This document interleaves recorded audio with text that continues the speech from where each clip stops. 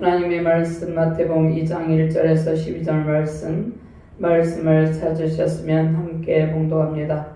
헤로드 왕 때 예수께서 유대 베들레헴에서 나심에 동방으로부터 박사들이 예루살렘에 이르러 말하되 유대인의 왕으로 나신 이가 어디 계시냐? 우리가 동방에서 그의 별을 보고 그에게 경배하러 왔노라니. 헤로드 왕과 온 예루살렘이 듣고 소동한지라. 왕이 모든 대제사장과 백성의 서기관들을 모아 그리스도가 어디서 나겠느냐 물으니 이르되 유대 베들레헴이오니 이는 선지자로 이렇게 기록된 바 또 유대 땅 베들레헴아 너는 유대 고을 중에서 가장 작지 아니하도다. 내게서 한 다스리는 자가 나와서 내 백성 이스라엘의 목자가 되리라 하였음이니이다. 이 헤롯이 가만히 박사들을 불러 별이 나타난 때를 자세히 묻고 베들레헴으로 보내며 이르되 가서 아기에 대하여 자세히 알아보고 작거든 내게 구하여 나도 가서 그에게 경배하게 하라. 박사들이 왕의 말을 듣고 갈새 동방에서 보던 그 별이 문득 앞서 인도하여 가다가 아기 있는 곳 위에 머물러 서 있는지라. 그들이 별을 보고 매우 크게 기뻐하더라. 집에 들어가 아기와 그의 어머니 마리아가 함께 있는 것을 보고 엎드려 아기께 경배하고 보배압을 열어 황금과 유향과 몰약을 예물로 드리니라. 그들은 꿈에 헤롯에게로 돌아가지 말라 지시하심을 받아 다른 길로 고국에 돌아가니라. 아멘.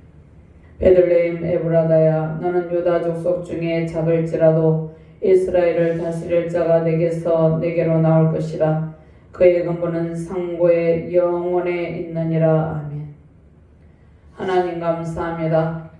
오늘 아기 예수 탄생의 큰 기쁨을 우리에게 안겨주심을 감사합니다. 아기 예수님의 탄생의 큰 기쁨 가운데 승리 영광을 누리는 능력의 시간이 되게 하여 주시옵소서. 부족한 종의 주의 말씀을 대언할 때 아기 예수님의 탄생의 큰 기쁨이 가득하게 하시고 하나님께서 우리에게 독생자 예수님을 보내셔서 성탄의 큰 기쁨을 누리게 하심에 감사가 넘치게 하여 주시옵소서. 아기 예수님의 탄생의 큰 기쁨으로 모든 상황을 돌파하며 승리의 영광을 누리는 능력의 시간이 되게 하여 주시옵소서. 감사드리며 주 예수 그리스도 이름으로 기도드리옵나이다. 아멘. 할렐루야. 온 세상에 아기 예수님의 탄생을 기뻐하는 성탄의 큰 기쁨이 임하여 계십니다. 주님의 영광과 권능과 능력 안에서 성탄의 큰 기쁨 넘치시기를 주님의 이름으로 축원합니다. 온 세상에 아기 예수님 탄생의 기쁨으로 회복과 평강의 오로 충만하기를 바랍니다. 어두움의 세상을 구원의 빛으로 밝히시는 능력의 왕, 권능의 왕의 권세가 우리 안에 임하여 계십니다. 하늘의 권세와 영광과 능력의 왕체로 우리를 비추시는 아기 예수님의 탄생으로 승리를 선포하여 주셨습니다.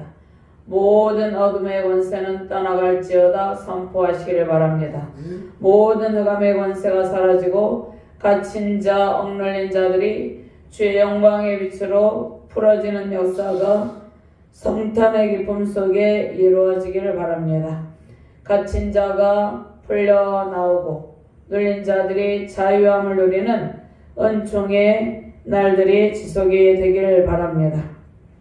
아기 예수님의 탄생을 통해서 성탄의 큰 기쁨과 하나님의 큰 영광이 세우신 가정과 교회의 열방 가운데 충만하시기를 주님의 이름으로 축원합니다. 먼저 예수께서 헤로드 왕 때 유대 베들레헴에서 탄생하셨죠. 동방 박사들이 예루살렘에 도착하여서 유대인의 왕으로 나신 이가 어디 계신지를 묻고 있는 것이죠. 동방으로부터 박사들이 예루살렘에 옵니다. 박사들이 유대인의 왕으로 나신 이가 어디 계신지 예루살렘 성 사람들에게 묻고 있습니다. 유대인의 왕의 탄생을 알리는 특별한 별을 발견하고 경배하기 위해서 동방으로부터 왔다고 밝히고 있죠. 동방 박사들의 말을 듣고 헤롯을 비롯한 온 예루살렘이 소동합니다.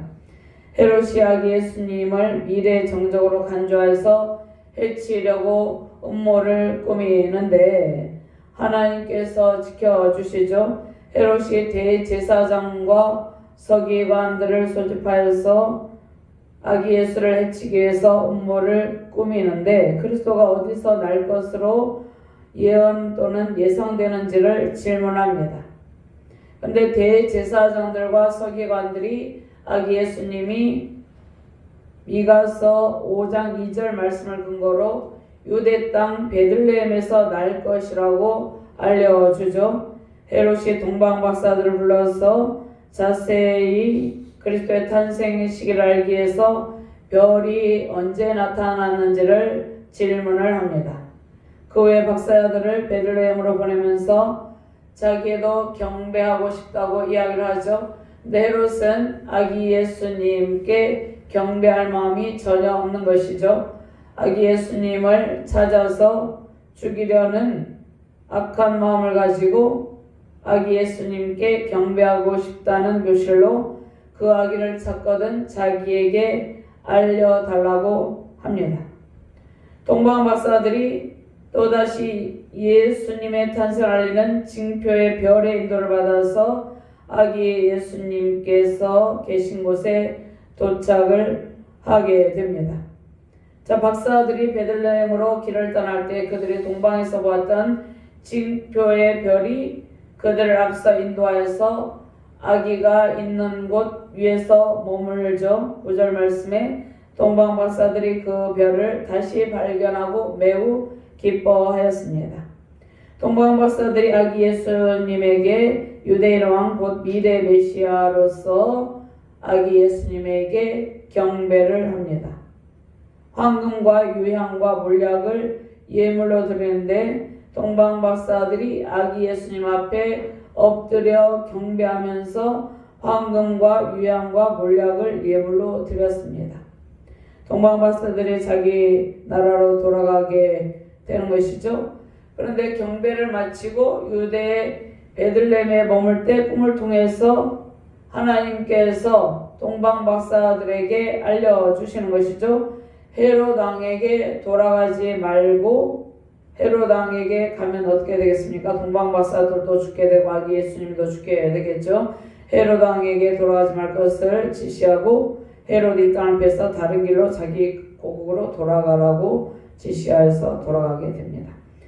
먼저 한별 예수 그리스도를 바라보며 경배하는 영광이 우리 가운데 임하여 있습니다. 왕 되신 예수님, 구원자 메시아 경배의 대상은 오직 영원한 예수님 한 분밖에 없는 것입니다. 1절부터 2절까지 함께 봉독합니다. 헤롯 왕 때 예수께서 유대 베들레헴에서 나심에 동방으로부터 박사들이 예루살렘에 이르러 말하되 유대인의 왕으로 나신 이가 어디 계시냐? 우리가 동방에서 그의 별을 보고 그에게 경배하러 왔노라 하니. 아멘.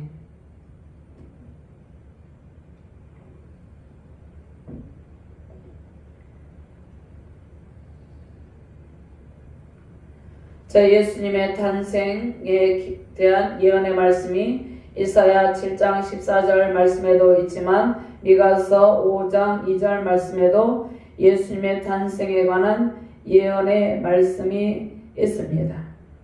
자, 예수님의 탄생에 관한 예언의 말씀 미가서 5장 2절 말씀이 성취되는데 특별히 요한복음 7장 42절 말씀에도 말씀이 있습니다. 예수님 탄생 당시 유대인들의 통치자 헤롯이 통치하던 때죠.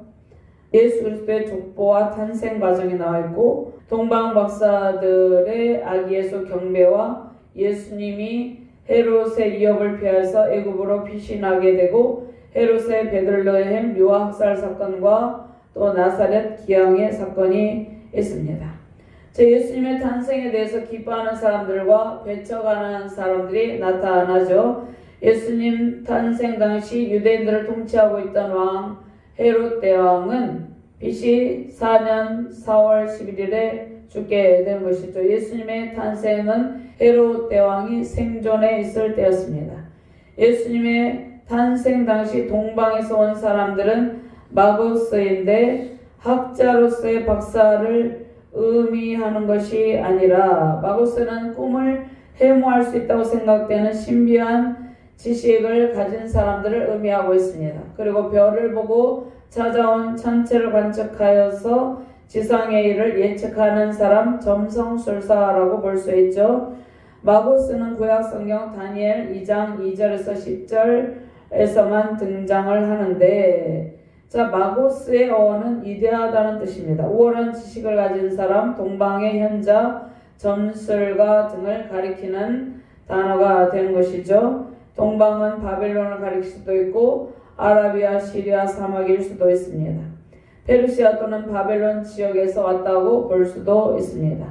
동방의 박사들이 아기 예수께 경배한 것은 마태복음에 이방인들 선교의 주제가 담겨 있음을 의미하고 있습니다. 헤롯은 에서의 후손인 이돔의 출신입니다. 유대인들의 호감을 사기 위해서 예루살렘을 건축했죠. 그런데 그 성전은 AD 70년에 로마의 티투스 장군에 의해서 완전히 무너지게 됩니다. 요한복음 2장 20절에서 21절 말씀, 유대인들이 이르되 이 성전은 46년 동안의 지역권을 내가 3일 동안에 일으키겠느냐 하더라. 그러나 예수는 성전된 자기 육체를 가리켜 말씀하신 것이라. 자, 헤롯은 그 안에 미리암네와 친족들과 두 아들까지 죽일 정도로 잔인한 인물이었습니다. 예수님은 헤롯의 제2말년에 탄생하셨죠.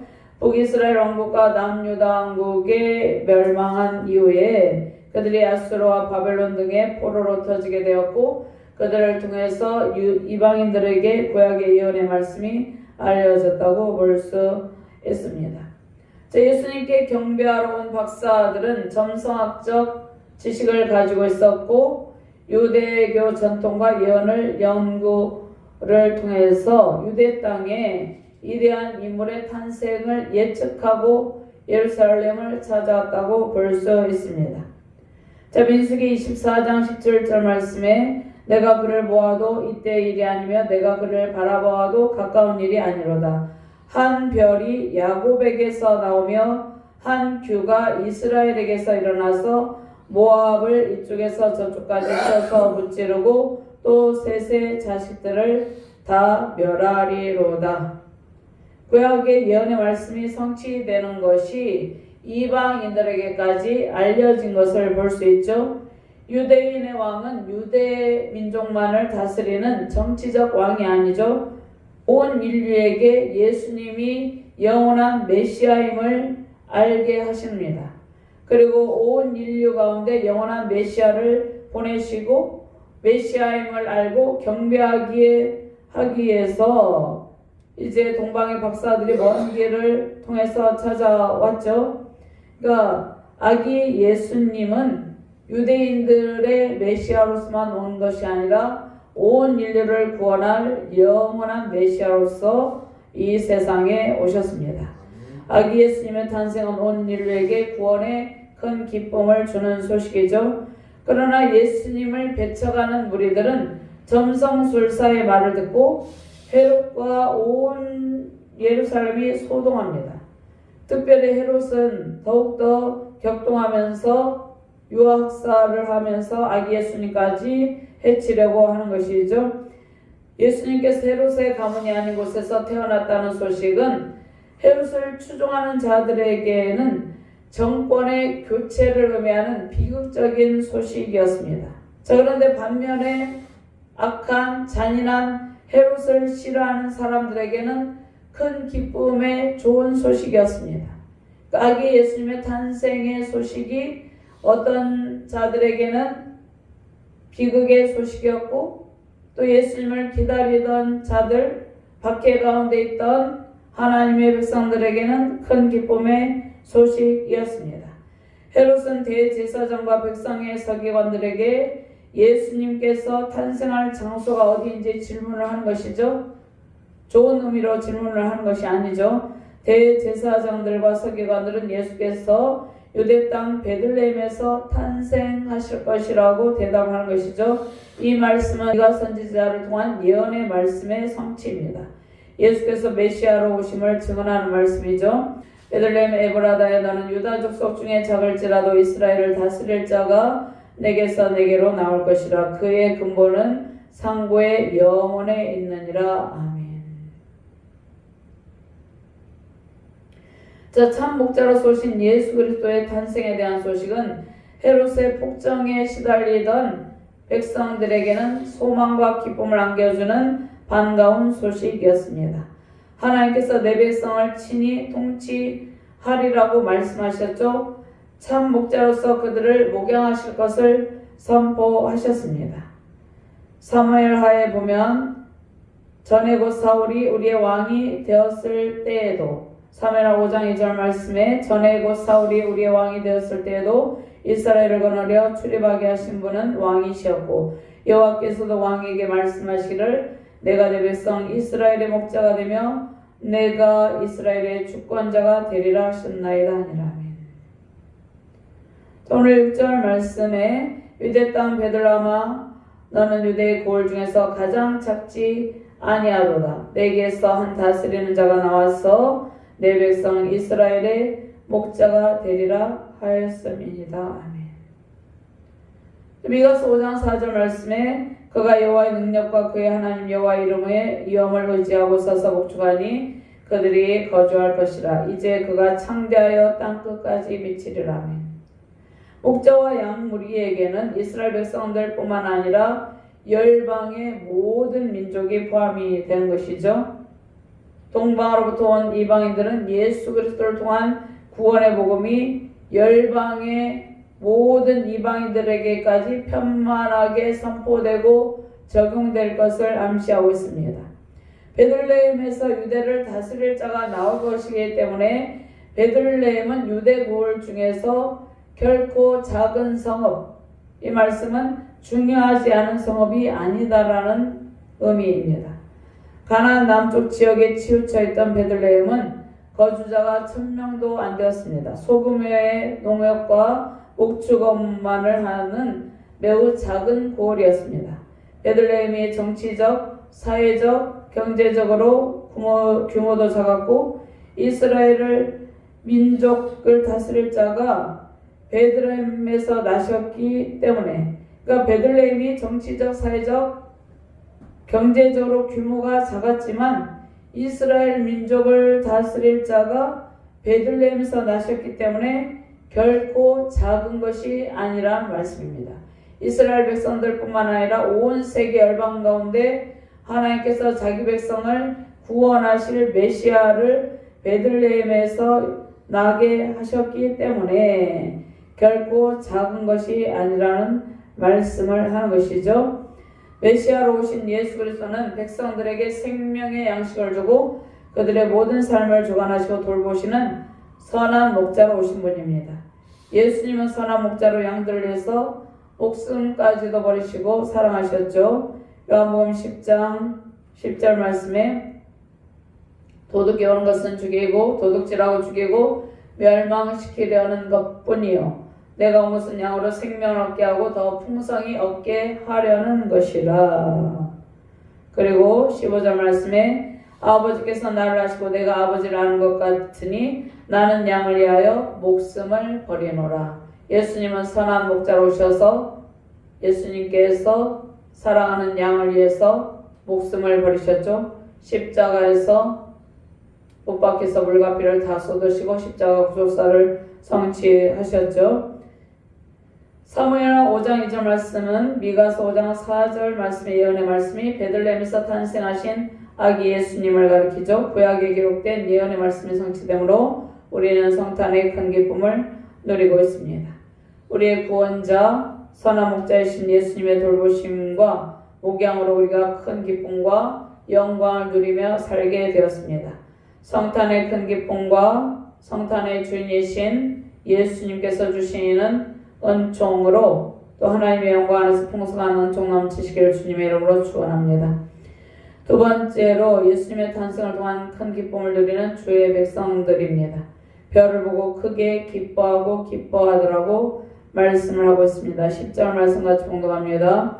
그들이 별을 보고 매우 크게 기뻐하고 기뻐하더라. 아멘. 헤롯이 박사들에게 별이 빛나기 시작한 때를 묻고 자신도 예수님께 경배하겠다고 말을 하죠. 그러나 헤롯은 아기 예수님께 경배하기 위해서가 아니라 그리스도가 바로 그 시각에 태어났다고 믿고 그 시간을 기준으로 탄생한 예수 그리스도를 찾아서 죽이기 위해서 별이 빛나기 시작한 때를 묻고 자기가 예수님께 경배하겠다고 이야기를 하는 것이죠. 별이 동방 박사들을 인도하였습니다. 별은 천사 또는 초자연적인 현상으로 볼 수 있습니다. 박사들에게 갑자기 다시 나타난 그 별이 예수께서 탄생하신 베들레헴에 갈 때까지 계속해서 그들을 앞으로 인도했습니다.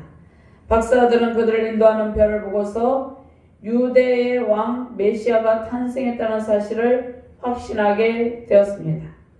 별은 아기 예수님이 탄생하신 곳까지 인도하면서 그곳에 머물러 서서 목적지를 분명하게 알려주었습니다. 박사들은 아기 예수님을 만나게 된 것을 매우 기뻐하고 기뻐했습니다. 박사들은 아기 예수님께 황금과 유향과 몰약을 예물로 드리며 경배를 하는 것이죠. 아기 예수님은 이 땅 가운데 왕 선지자 제사장의 직분을 가지고 이 땅 가운데 오셨습니다. 탄생하신 아기 예수님을 열방의 왕으로 경배하고 있는 것입니다. 그 황금과 유향과 몰약을 드린 것은 왕께 경배한 것입니다. 왕께 드리고 왕께 예물을 드리고 경배하는데 열방의 만왕의 왕, 온 우주적 구원의 은총을 가지고 있는 우주적 왕권을 가지고 있는 만왕의 왕으로 모시면서 경배한 것이죠. 예수님의 신적 왕권을 인정하면서 지금 동방의 박사들이 황금과 유향과 몰약을 드리면서 엎드려서 아기 예수님께 경배를 드리는 것입니다. 이스라엘의 지도자들은 예수님을 배척했지만 동방의 박사들은 아기께 경배를 했습니다. 아기 예수님께 경배를 했죠. 이사야 60장 3절 말씀에 나라들은 내 빛으로 왕들은 빛은 내 광명으로 나아오리라. 4절 말씀 내 눈을 들어 사방을 보라 무리가 다 모여 내게로 오느니라. 내 아들들은 먼 곳에서 오겠고 내 딸들은 안기어 올 것이라. 아멘. 그 다음에 이사야 60장 6절 말씀에 허다한 낙타 미디안과 에바의 어린 낙타가 내 가운데 가득할 것이며 스바 사람들은 다 금과 유향을 가지고 와서 여호와의 찬송을 전파할 것이며. 아멘.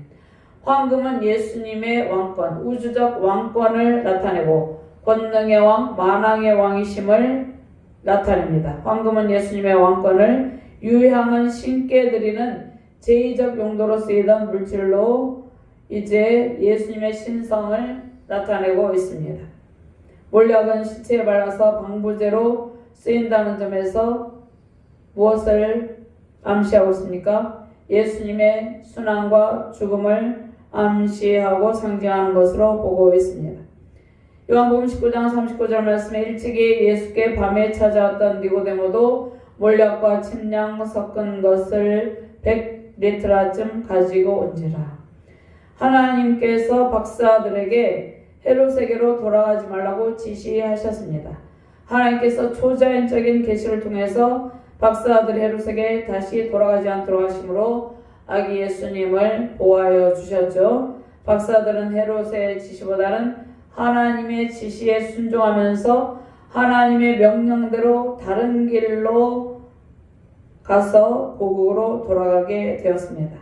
박사들은 아기 예수님의 왕적 권위와 신적 권위를 확신하고 아기 예수님을 헤롯이 해치는 것을 원하지 않았기 때문입니다.